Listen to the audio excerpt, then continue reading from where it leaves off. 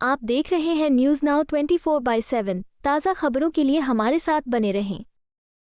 केरल के वेल्लानिक्कारा में बीजेपी के राष्ट्रीय अध्यक्ष श्री नितिन नबीन ने बौद्धिक सभा को संबोधित किया। बिहार के युवा नेता जो जनवरी 2026 में जेपी नड्डा के बाद बीजेपी के सबसे युवा राष्ट्रीय अध्यक्ष बने, विकास संगठन और केरल की राजनीति पर खुलकर बोले। नितिन नबीन बिहार के बांकीपुर से 5 बार विधायक हैं। 45 साल की उम्र में बीजेपी के राष्ट्रीय अध्यक्ष बने जो नितिन गडकरी से भी युवा हैं। बाप डॉल्टनगंज के पूर्व एमएलए नबीन किशोर प्रसाद सिन्हा के बेटे। बिहार में सड़क निर्माण शहरी विकास मंत्री रह चुके। छत्तीसगढ़ में बीजेपी को जीत दिलाने में अहम भूमिका। युवा मोर्चा से शुरू कर राष्ट्रीय स्तर पर पहुंचे संगठन निर्माण में माहिर। वेल्लानिक्कारा केरल में बौद्धिक सभा में नितिन नबीन ने बीजेपी कार्यकर्ताओं को प्रेरित किया। 2026 के विधानसभा चुनावों से पहले केरल में बीजेपी की मजबूती पर फोकस। उन्होंने केरल की एलडीएफ और यूडीएफ सरकारों की नाकामियों पर निशाना साधा, कहा बेरोजगारी, विकास की कमी बीजेपी को विकल्प बताया। मोदी जी की योजनाओं का जिक्र किया। संगठन को बूथ स्तर तक मजबूत करने का आह्वान किया। आज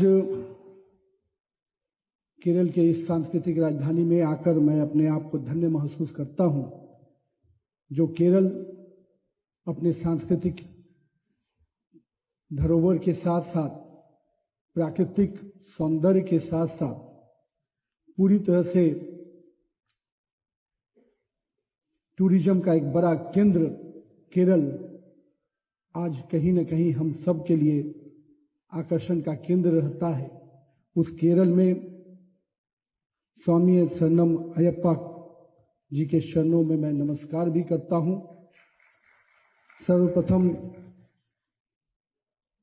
मैं सबरीमाला अयप्पा, गुरुवायूर, कोची महादेव आदि गुरु शंकराचार्य जी को भी नमन करता हूं। आज हम जब माननीय प्रधानमंत्री जी के विजन 2047 में इस देश को आगे बढ़ते हुए देख रहे हैं और जिस गति से आगे बढ़ रहा है ये देश, वो हम सब के लिए भारत के एक भविष्य को सुरक्षित रूप से हम संपन्न रूप से 2047 में कैसे देख सकते हैं, उसकी कल्पना साकार होते हुए दिख रही है।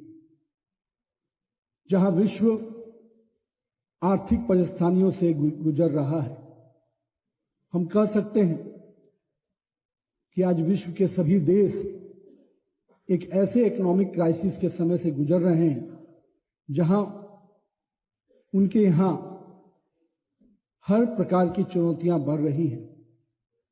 उनके ग्रोथ रेट लगातार डिक्लाइन कर रहे हैं, लेकिन वहीं पर भारत इस विषम परिस्थिति के बावजूद भी 7% के ग्रोथ रेट के साथ लगातार आगे बढ़ रहा है।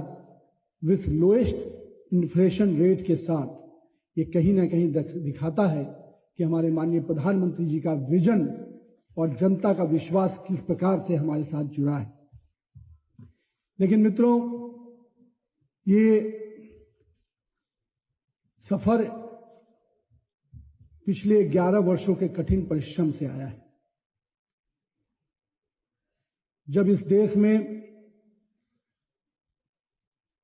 हमारे पूर्व के कई बड़े बड़े नेता और प्रधानमंत्री ने ये कहा कि मेरे लिए 45 करोड़ जनता लायबिलिटी है, जब उनके बाद के नेताओं ने कहा कि मेरे लिए 57 करोड़ जनता लायबिलिटी है, वहीं पर हमारे प्रधानमंत्री जी ने कहा कि मेरे लिए 140 करोड़ की जनता मेरे लिए एक बहुत बड़ा एसेट है जो मैं देश को आगे बढ़ा सकता हूं। ये हमारे नेता और प्रधानमंत्री जी की जो सोच है कि हर व्यक्ति इस देश के लिए एक एसेट है और एक एक व्यक्ति अगर एक एक कदम इस देश को आगे बढ़ाने के लिए बढ़ाएगा तो हम 1,40 करोड़ कदम आगे बढ़ सकते हैं। ऐसा सोच हमारे माननीय प्रधानमंत्री जी का रहा है। आज जब यूरोपियन यूनियन के साथ हम लोगों ने mother of all deal sign किया तो पूरे विश्व में एक मैसेज गया कि भारत एक ऐसी शक्ति बन के उभर रहा है जहां पूरा यूरोपियन यूनियन, जिसके पहले संबंध सभी जगह रहते थे, पर वो पहली प्राथमिकता भारत को दे रहा है और अपना मदर ऑफ ऑल डील्स के साथ भारत के साथ जुड़ रहा है। ये भारत के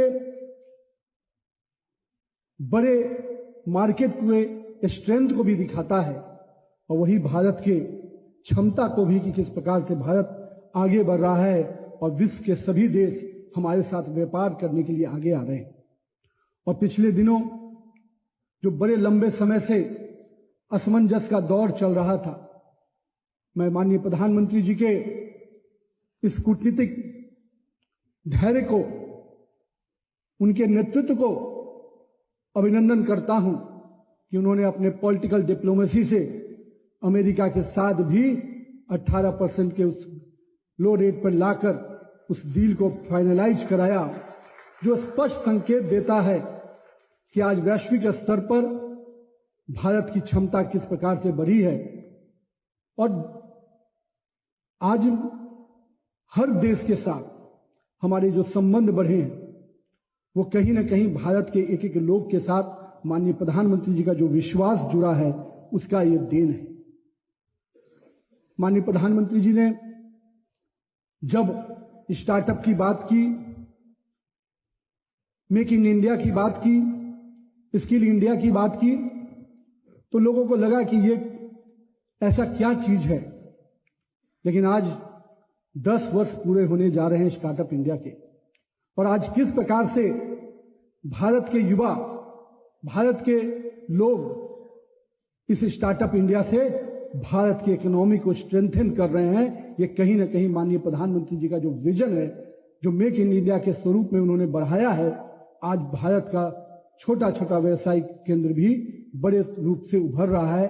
और हमारे युवा जो जॉब सीकर्स नजर आते थे, आज जॉब गिवर्स के रूप में डेवलप कर रहे हैं। ये भारत का सबसे बड़ा स्ट्रेंथ है। हमारे बजट में चर्चा हो रही थी अभी कि माननीय प्रधानमंत्री जी ने और माननीय निर्मला सीतारमण जी ने कई विषयों को जोड़ा। मैं ये मानता हूं कि अपने कर्तव्यनिष्ठ प्रधानमंत्री जी का कर्तव्य भवन से कर्तव्य पथ पर चलने का जो संकल्प है, उसका ये पहला बजट है। और कह सकता हूं कि उनके संकल्प को सिद्धि तक पहुंचाने का ये बजट है जो उन्होंने इस बजट के माध्यम से सामने रखा है। मित्रों, जब इस देश में जनधन खाते की बात हुई,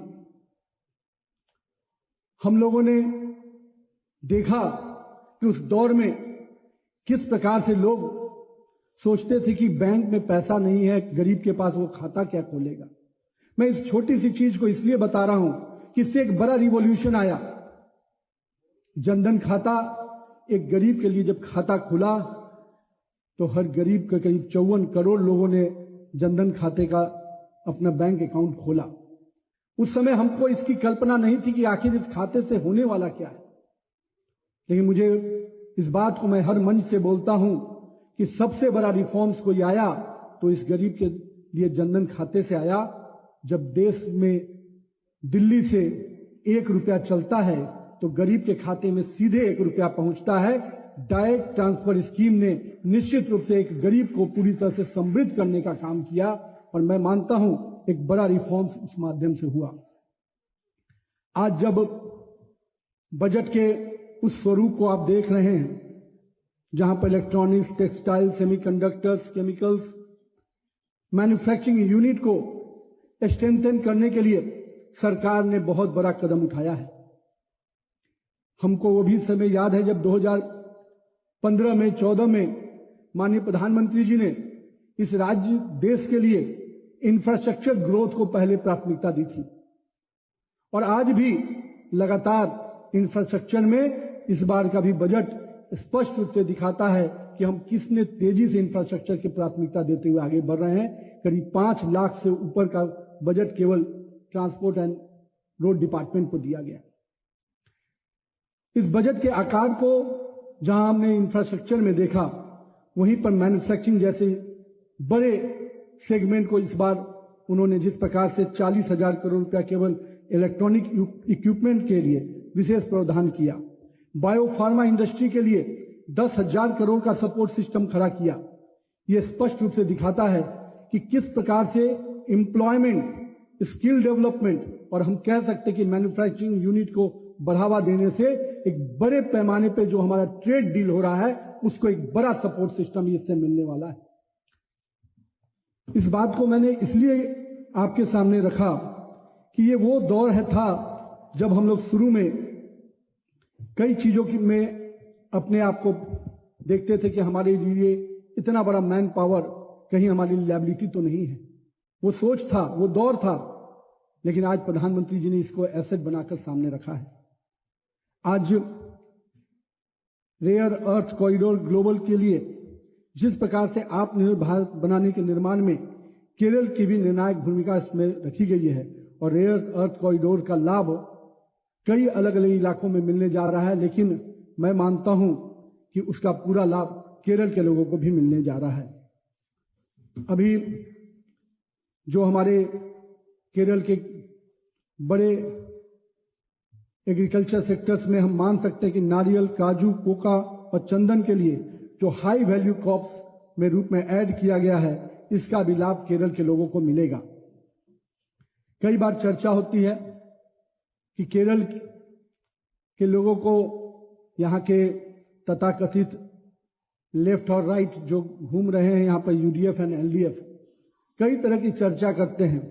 मैं कुछ आंकड़े आपके सामने रखना चाहता हूं कि माननीय प्रधानमंत्री जी ने विकास के पैमाने पे हमारे नेता दीनदयाल उपाध्याय जी की उस सोच को हमेशा आगे रखकर काम किया कि मुझे अंतिम व्यक्ति तक विकास की योजनाएं भेजनी है, चाहे वो किसी भी समाज का हो, किसी भी क्षेत्र का हो, चाहे किसी भी इलाके का हो, हम विकास की योजनाओं से अंतिम व्यक्ति तक को जोड़ेंगे। और यही कारण है देश के हर प्रांत को उन्होंने उस विकास के पटल से जोड़ा। हमने ये कभी नहीं सोचा कि हमें मत कहां से आता है। जिन लोगों का मन इस देश के साथ जुड़ा है, जिस मिट्टी से हमारा जुड़ाव है, हम उसके प्रति संकल्पित हैं और उसके लिए हम काम करते हैं।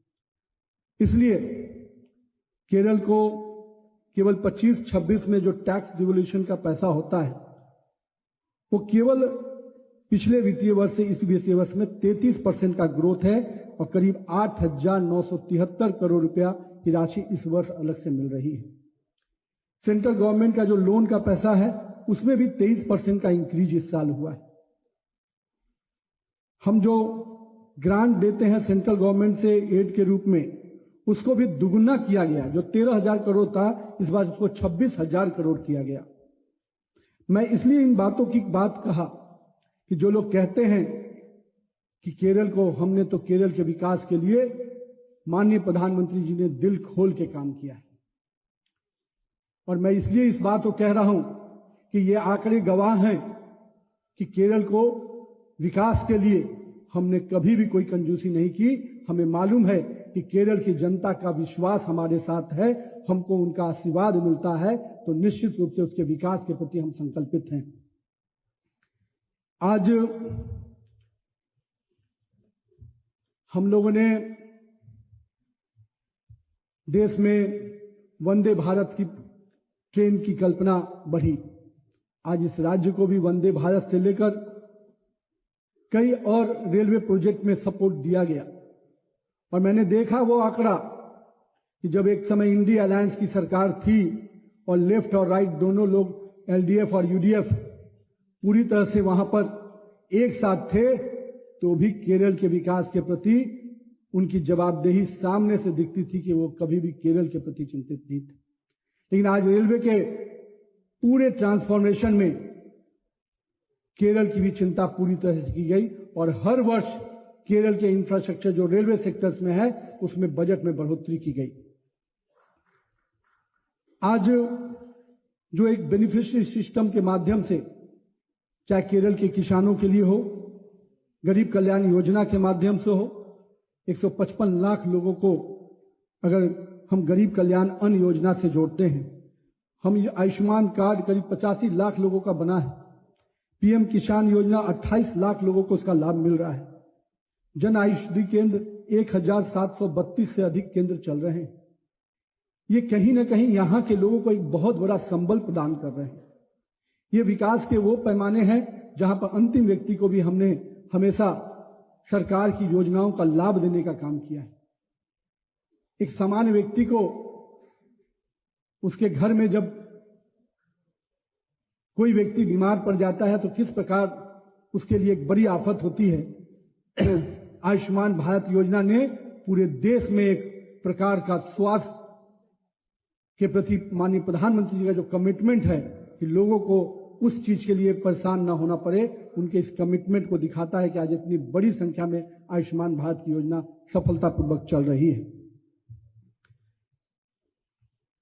आज इन सेगमेंट के अलावा जो इस कोस्टल एरिया के लिए बहुत ही इंपॉर्टेंट रहता है, कोस्टल शिपिंग, इनलैंड वाटरवेज का नेटवर्क को मजबूत करना, कोस्टल कार्गो प्रमोशन स्कीम के तहत सड़क और रेल मार्ग के अलावा अब जल परिवहन मार्ग के बनाने की रास्ते को आगे बढ़ा रहे हैं। और मैं मानता हूं जब वाटर ट्रांसपोर्ट सिस्टम जब बढ़ेगा तो निश्चित रूप से इस प्रकार के जो कोस्टल एरिया के राज्य हैं उसको बहुत बड़ी उसके इकोनॉमी पे सपोर्ट सिस्टम खड़ा होगा। और आज के डेट में इंडस्ट्री से लेकर लॉजिस्टिक कॉस्ट तक अपने आप में एक बहुत बड़ा सेगमेंट बनेगा जिसका लाभ यहां के लोगों को मिलने जा रहा है। हमने वो दौर भी देखा है केरल के लिए जहां आज की सरकार चाहे यूडीएफ हो एलडीएफ हो जो केवल करप्शन में ही डूबी रही है। आज हमारी सरकार के 11-12 साल हो गए, 2014 से हम 12 ईयर्स में प्रवेश कर रहे हैं, लेकिन आज हमारी सरकार पर एक भी करप्शन के केसेस नहीं लगा पाए और उनकी सरकारों का ट्रैक रिकॉर्ड है कि वो करप्शन हर साल उनको मिला। मैं पूछता हूं जितने हमारे अपोजिशन पार्टी के लोग हैं, नरेंद्र मोदी जी की सरकार के एक मंत्री पे आप आरोप नहीं लगा पाए और आपके समय का याद है आकाश से लेकर पाताल तक केवल करप्शन और करप्शन नजर आता था। यहां पर भी स्वर्ण तस्करी घोटाला, लाइफ मिशन, एआई कैमरा, ऐसे सरकारी बैंक तक घोटाले में लंबी श्रृंखला रही है और उसमें यहां के सत्ता में बैठे हुए और विपक्ष के बैठे हुए साथी जो नूरा कुश्ती करते रहते हैं, कभी वो करप्शन के भागी बनते हैं, कभी कभी वो करप्शन के विरोध बनाते हैं। मैं इसलिए इस बात को कह रहा था कि इस राज्य के गरीब जनता का, इस राज्य के लोगों का जो मेहनत और परिश्रम का पैसा था वो इन तथाकथित लोगों ने अपने पास रखा। लेकिन हम केरल के विकास के प्रति समर्पित हैं और हम अगर विकसित केरल हम बोलते हैं तो हमने उसकी कल्पना को आगे बढ़ाने का सोचा है।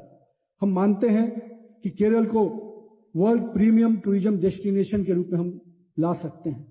जिस प्रकार से यहाँ के Ayurveda, wellness tourism, eco tourism को बढ़ावा देकर हम निश्चित रूप से केरल के आर्थिक रूप से एक मजबूत और संपन्न राज्य बना सकते हैं, जहां बैकवाटर वाटर पर्यटन अपने आप में अंतर्राष्ट्रीय सेंटर बन सकता है।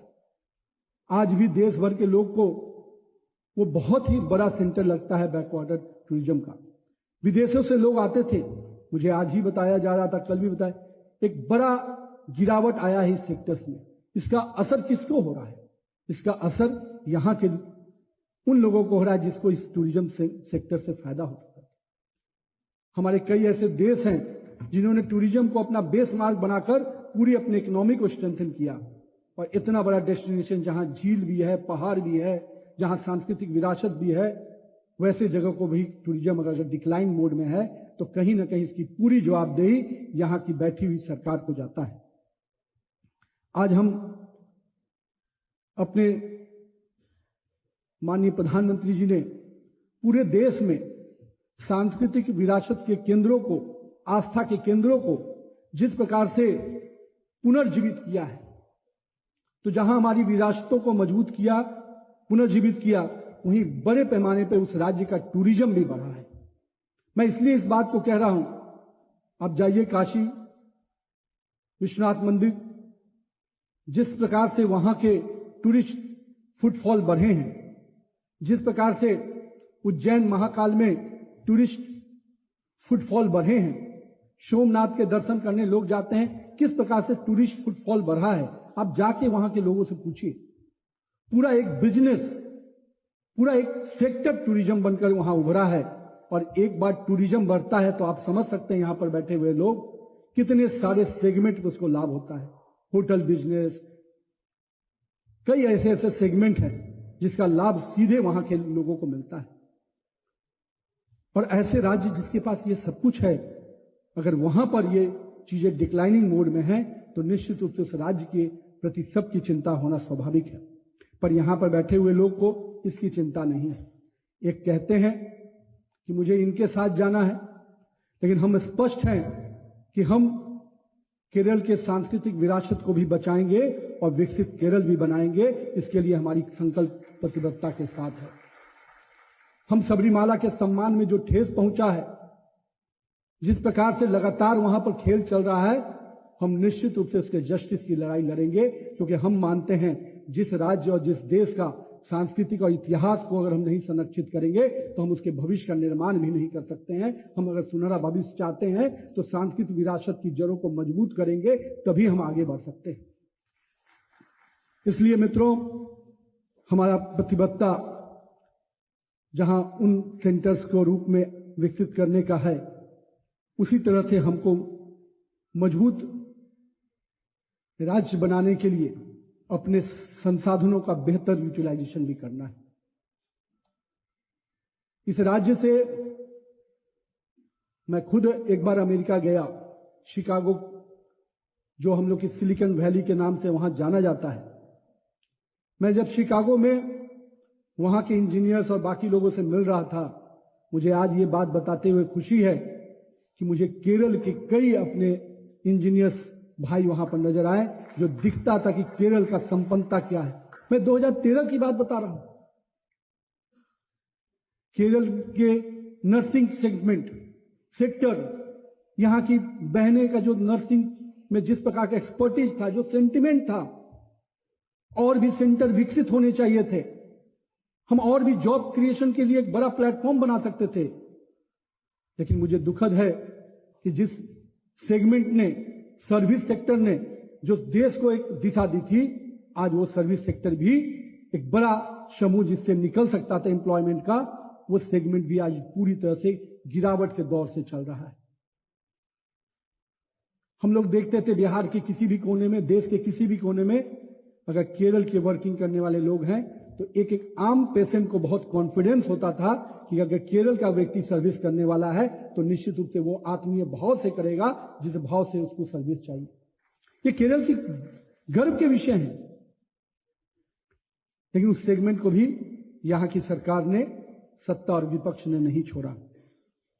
हम केरल की उस बुद्धि की रोशनी को पूरे विश्व में मैंने देखा, चाहे वो कई रिसर्च सेंटर हो, देश और दुनिया में जितने बड़े रिसर्च सेंटर हैं, उसमें केरल के लोगों का जो सहभागिता दिखता है, वो कहीं ना कहीं दिखाता है कि केरल के जमीन में कितनी ताकत है, केरल के युवाओं में कितनी ताकत है।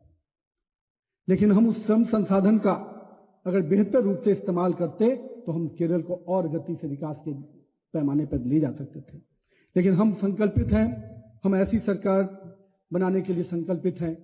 भाजपा अपनी सरकार बनाएगी तो अपने युवाओं के लिए निश्चित रूप से एक बेहतर अवसर प्रदान करेगी, क्योंकि हम मानते हैं कि युवा एक ऐसा संसाधन है जिसको अगर हमने दिशा दे दी तो निश्चित रूप से एक बड़े पावर के रूप में वो डेवलप करेगा। एक बहुत बड़ा सिंपल फॉर्मूला है फिजिक्स का, एनर्जी के साथ डायरेक्शन मिलता है तो एक बहुत बड़ा पावर सेंटर डेवलप करता है। और मैं इसलिए कहता हूं कि केरल की एनर्जी को अगर हम डायरेक्शन दे देंगे तो निश्चित रूप से केरल एक बहुत बड़ी ताकत बनकर इस देश में उभर सकता है। आज के दिन मैं आप सबको बजट के कई आयाम और बता सकता था, लेकिन हम अपने संकल्प को भी आपके सामने रख रहे हैं। हमारा स्पष्ट है कि जहां माननीय प्रधानमंत्री जी के विजन से पूरा देश विकास के दौर पे आगे बढ़ रहा है, हमने देश की सुरक्षा से कोई कंप्रोमाइज किए बिना हमने देश को विकास के पैमाने पे आगे रखा है। डिफेंस सेक्टर को देखिए, बजट के बड़े प्रोविजन में आज 8 लाख करोड़ से ऊपर का डिफेंस बजट इस देश के प्रोग्रेस के रिपोर्ट को दिखाता है, इस देश की सुरक्षा के प्रति हमारे प्रधानमंत्री के कमिटमेंट को दिखाता है। हम आज के डेट में सैमसंग जैसी बड़ी कंपनी, जो मोबाइल की सबसे बड़ी कंपनी थी, आज मोबाइल मैन्युफैक्चरिंग में इंडिया लीडिंग कंट्री के रूप में बढ़ा है। यह भारत के ग्रोथ को दिखाता है। आज जिस आईफोन की चर्चा हम लोग करते हैं, आज आईफोन जैसे चीजें भारत में अपने मैन्युफैक्चरिंग यूनिट के माध्यम से बड़े पैमाने पर बन रही है। यह भारत के ग्रोथ को दिखाता है। मैं इसलिए इसकी चर्चा कर रहा था कि यह दिन अगर आज भारत में आ रहा है तो कहीं ना कहीं हमारे युवाओं को पूरी तरह से एक कॉन्फिडेंस बढ़ा है कि हम इस सरकार के साथ आगे बढ़ सकते हैं। बैंकिंग सेक्टर की बात मैं जरूर करूंगा आज के दिन। जिस बैंकिंग सेक्टर को पुराने की सरकारों ने एनपीए के दौर में ले गए थे, एक एक बैंक पर 5-5 हजार 6-6 हजार करोड़ के घाटे में चल रहा था, आज हमारे सारे नेशनलाइज्ड बैंक 5-5 हजार 6-6 हजार करोड़ के मुनाफे में चल रहे हैं। ये नई सरकार और मोदी सरकार का अंतर है। बैंकिंग सेक्टर से सीधे आम आदमी जुड़ा रहता है। 5% से 6% तक एनपीएच का चला गया था, आज हम 1% से भी नीचे ले आए हैं। यह स्पष्ट रूप से दिखाता है कि किस प्रकार से बैंकिंग सेक्टर पर भी भारत की सरकार का विश्वास, भारत की सरकार पर उनका विश्वास बढ़ा है। एक समय था किस प्रकार से बड़े बड़े बैंकों को फोन करके सीधे कह दिया जाता कि लोन दे दो, और लोन लेने वाला और देने वाला व्यक्ति एक साथ मिलकर भारत के गरीब लोगों का पैसा का बंदरबाट करता था। यह भी हमने दौर देखा है। मैं इसलिए इन चीजों की चर्चा कर रहा था। कई चीजें हमारे केरल के लोगों से डायरेक्टली जुड़ी हैं और कई चीजें इनडायरेक्टली भी जुड़ी हैं। अगर भारत आगे बढ़ता है तो केरल भी आगे बढ़ेगा, क्योंकि केरल का भी ग्रोथ रेट भारत के ग्रोथ रेट से मिलेगा। लेकिन मैं ये भी आपके सामने स्पष्ट रूप से रखना चाहता हूं कि केरल आज एक विषम परिस्थिति से भी गुजर रहा है। एक तरफ पूरे विश्व में इस्लामिक ताकतों से लड़ने के लिए संकल्पित हो रहे हैं लोग, और यहां पर बैठे हुए लोग पूरी ताकत और शिद्दत से उसके समर्थन करने की बात कर रहे हैं। इसका नुकसान किसको होने वाला है? यहां के व्यवसायियों को होने वाला है, यहां के लोगों को होने वाला है। अगर केरल असुरक्षित होगा तो निश्चित रूप से उसका सीधा असर यहां के व्यवसाय पे पड़ेगा, यहां के लोगों पे पड़ेगा। हम राजनीतिक समझौता ऐसा नहीं करें जिससे कि हम राज्य की क्षति कर दे, हम देश की क्षति कर दे। इसलिए मैं इस बात को आपके बीच में रख रहा हूं कि हमारे यहां पर प्रोफेशनल्स जुटे हैं। कई बार हम अपने बिजनेस को प्रॉफिट और लॉस के रूप में देखते हैं, लेकिन मैं भी ये मानता हूं किसी भी बिजनेस को ग्रोथ करने के लिए लोकल एनवायरनमेंट बहुत इंपॉर्टेंट होता है। एनवायरनमेंट अगर अच्छा होगा तभी आपका बिजनेस का ग्रोथ रेट बढ़ सकता है। हमने बिहार में वो भी दौर देखा जब बिहार के बारे में लोग कहते थे जंगल राज है, लोग नहीं आते थे इन्वेस्ट करने, लोग नहीं हमारे यहां व्यवसाय पैसा लगाते थे। और मैं आपको एक चीज और बताऊं, वो दौर ऐसा था कि बिहार के अपने व्यवसायी बगल के राज्यों में पैसा लगाते थे पर बिहार में पैसा नहीं लगाते थे। पर आज दौर बदला है। एनडीए की सरकार ने लोगों का विश्वास जीता और आज बिहार के व्यवसायी बिहार में भी पैसा लगा रहे हैं और बाहर के व्यवसायी भी बिहार में पैसा लगा रहे हैं। ये कहीं ना कहीं एनडीए और नरेंद्र मोदी की सरकार की देन है कि जनता का विश्वास बढ़ा है। इसलिए व्यवसाय को हमको सीधे एनवायरनमेंट से जोड़ना होगा, वहां की परिस्थितियों से जोड़ना होगा। इसलिए मैं आप सबसे आज ये आग्रह करने आया हूं कि भारतीय जनता पार्टी पूरे संकल्प के साथ एक नए जोश, नए नेतृत्व के साथ एक राजनीतिक संस्कृति को परिवर्तित करते हुए हम नए भारत के निर्माण में नया केरल बनाने का, विकसित केरल बनाने के संकल्प के साथ आगे बढ़ने वाले हैं। इसलिए आइए हम सब आपसे, यहां पर हमारे पूरी भारतीय जनता पार्टी की टीम बैठी है, हम आपको विश्वास दिलाते हैं कि नरेंद्र मोदी के नेतृत्व में 2026 में केरल में हम अपनी सरकार बनाने जा रहे हैं। आपका विश्वास हमको मिलना चाहिए। हम उस स्ट्रक्चरल चेंज के साथ आएंगे जिसमें अंतिम पायदान पर बैठा हुआ व्यक्ति को विकास की योजनाओं से जोड़ेंगे। हम केरल के टूरिज्म को बढ़ाएंगे, हम केरल के कल्चर को सिक्योर करेंगे और साथ ही साथ अपने जो सबसे बड़ा संसाधन है हमारे युवा, हमारी महिलाएं, उनको स्ट्रेंथन करते हुए, हमारे किसान, हम उन सबको मजबूत करते हुए आगे बढ़ेंगे और माननीय प्रधानमंत्री जी का जो सपना है 2047 के विकसित भारत बनाने का, उसमें विकसित केरलम बनाने के भी सपने को हम साकार करेंगे। मैं आप सबको आज के इस अवसर पर उपस्थित होकर इस प्रोफेशनल मीट में भाग लिया है, मैं आप सबको धन्यवाद भी देता हूं और साथ ही साथ अपने संकल्प को दोहराता हूं कि भारतीय जनता पार्टी केरल के विकास के प्रति संकल्पित है और 2026 निश्चित रूप से भाजपा का होगा, आपके विश्वास का होगा और आपकी अपनी सरकार बनेगी। बहुत बहुत धन्यवाद। जय हिंद, भारत माता की जय। आपको यह वीडियो पसंद आया हो तो इसे लाइक करें, हमारे चैनल को सब्सक्राइब करें।